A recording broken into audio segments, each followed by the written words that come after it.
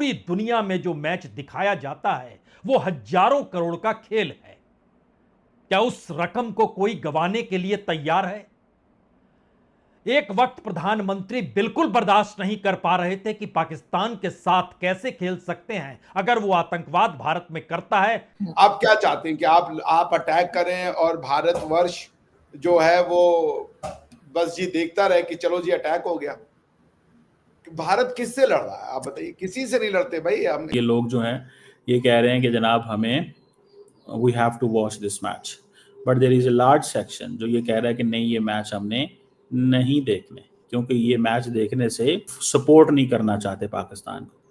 हम खेल को खेल क्यों नहीं समझते? हम क्यों एक खेल के मैदान को एक सियासी और एक जंगी मैदान के अंदर इसको तब्दील कर लेते हैं? इंडिया ओवरऑल एशिया कप ज्यादा दफा जीत चुका है as compare to Pakistan. India की इस टाइम जो इस साल की परफॉर्मेंस है इंडियन टीम की, वो एज कंपेयर टू पाकिस्तान काफी हद तक बेहतर नजर आ रही है। इंडिया की टीम फॉर्म में नजर आ रही है और वैसे भी हमें ये देखने को मिलता है कि जब भी इंडिया पाकिस्तान का मैच होता है तो पाकिस्तान की टीम फॉर्म में होने के बावजूद भी कहीं ना कहीं प्रेशर में आ जाती है। हम पाकिस्तान के साथ खेलना ही नहीं चाहते, लेकिन एक बहुत बड़ी तादाद है जो मैच देखने भी जा रही है। और अगर एक बार भारत पाकिस्तान का मैच वह भी दुबई में रुक गया तो फिर आने वाले वक्त में क्रिकेट को लेकर और भारत पाकिस्तान के मैच को लेकर वह उत्सुकता, वह उन्माद, वह उल्लास, वह खुशी, वो रगों में दौड़ता हुआ जुनून खत्म सा हो जाएगा।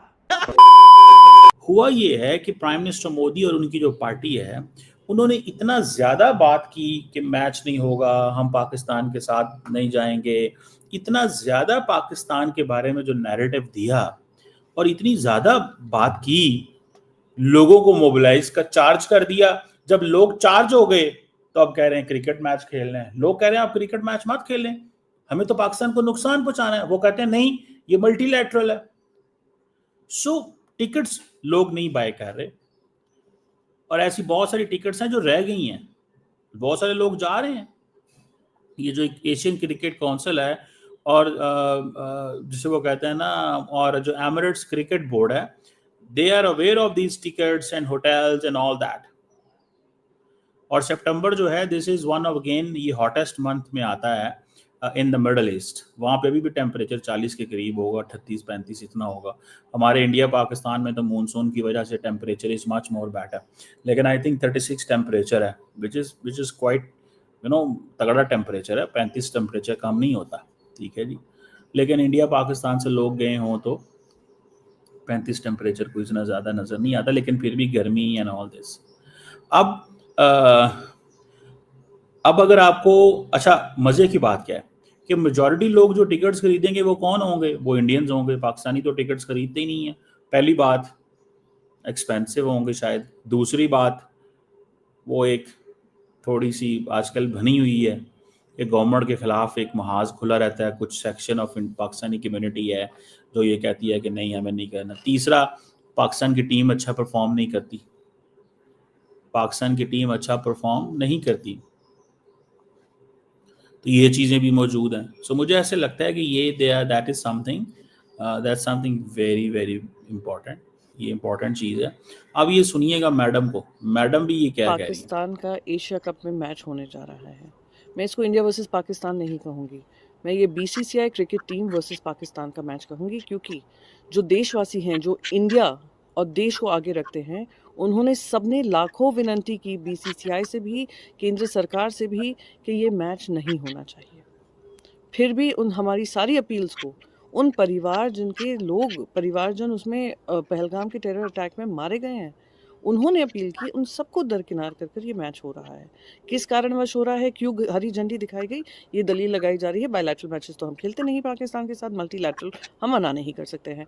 बायलैटरल मैचेस बीजेपी सरकार आने से पहले देश ने ख़त्म कर दिए थे पाकिस्तान के खिलाफ।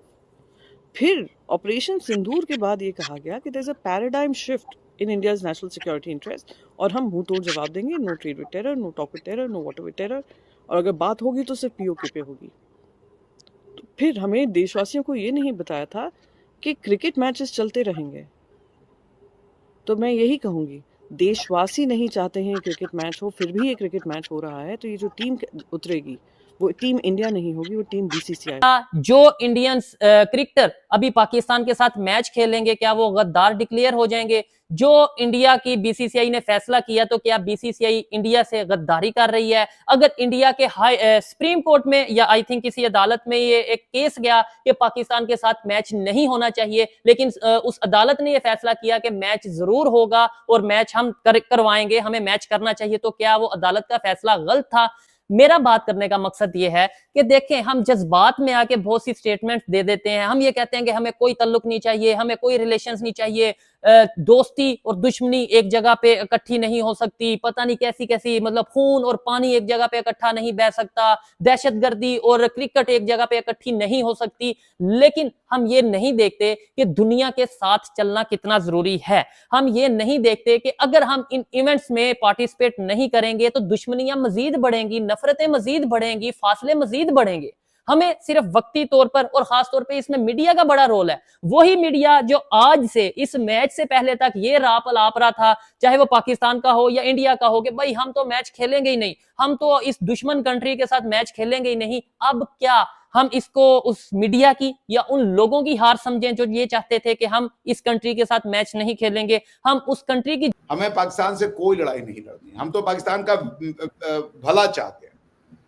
लेकिन पाकिस्तान अपना भला चाहे तब तो वो दुनिया भर से आप लड़ाई लेकर के बैठे हुए हो। आप कभी चाइना का मोहरा बन जाते हो, कभी अमेरिका का मोहरा बन जाते हो, पर वो किस लिए? लोग आपको क्यों उपयोग में लाते हैं? आपका उपयोगिता यही है ना कि आप भारतवर्ष की जो डेवलपमेंट है उसको आप रोक सकते हो, आप उसमें एक बाधा उत्पन्न कर सकते हो। लेकिन उस बाधा के बाद भी भारतवर्ष इतना वो ग्रो करा। तो आरजू जी, ये सेंटेंस थोड़ा दुखदाई है कि दो लोगों की लड़ाई, ये एक लोग की लड़ाई है।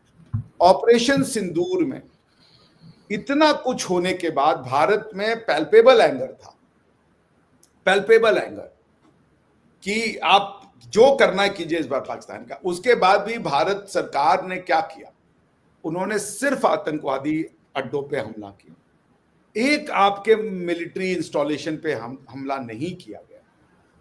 हमने कब लड़ाई लड़ी आरजू जी, आप ये बता दीजिए, कौन सी लड़ाई लड़ी हमने जब हम आप पे अटैक ही नहीं कर रहे, और वो भी जब आप हमारे ऊपर अटैक कर चुके थे। तो ये तो मतलब ये है कि आप सुनने को ही नहीं तैयार हो कि गलती हमारे अंदर है, हम झांक के तो देख लें। तो पॉइंट ये है कि भारत आपसे नहीं लड़ना चाहता। भारत किसी, अच्छा हम अफगानिस्तान से खेल रहे, हम पाकिस्तान से क्यों नहीं खेलना चाहते? अफगानिस्तान भी तो एशिया कप में आएगा ना, हमारा तो मैच होगा अफगानिस्तान के साथ, किसी को कोई प्रॉब्लम नहीं है। कोई भारतीय उसके अगेंस्ट में चीख पुकार नहीं मचा रहे हैं, सब कहने जी करते रहो, कोई दिक्कत नहीं है, मैच खेलते रहिए आप। बल्कि जो अफगानिस्तान की टीम है उनकी तो हमने बहुत मदद करी है। बॉटम लाइन ये है आरजू जी कि हम आपसे लड़ना नहीं चाहते, हम आपसे किसी भी तरह, हम आपको दुश्मन भी नहीं कहना चाहते।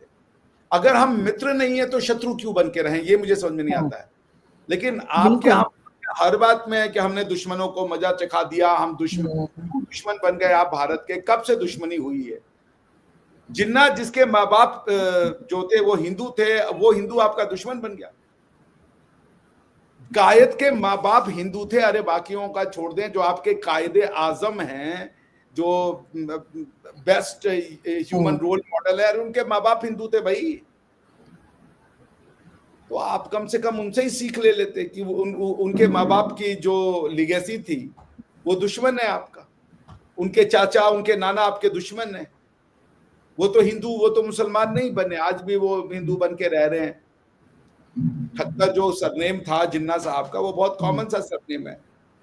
मगर क्या आप सोचिए कि जैसे मैंने कल आप लोग को समझाने की मैं कोशिश कर रहा था कि नेशन और रिलीजन के बीच का आप लोग अंतर ही नहीं समझ पा रहे हो। अरब ने कितना बड़ा एक आप लोग को समझाया, वो अरब इस्लामिक समिट बुलाया उन्होंने, ओआईसी नहीं बुलाई। ये समझिए इसको। और आपको ये सिखाया गया कि आपको मुसलमान बनने के लिए भारतीय आप नहीं रह सकते जी। तो ये सब चीजें very unfortunate sir, very unfortunate. लेकिन बात सारी ये कि अब वो टाइम नहीं रहा जब लोगों के पास कोई ऐसा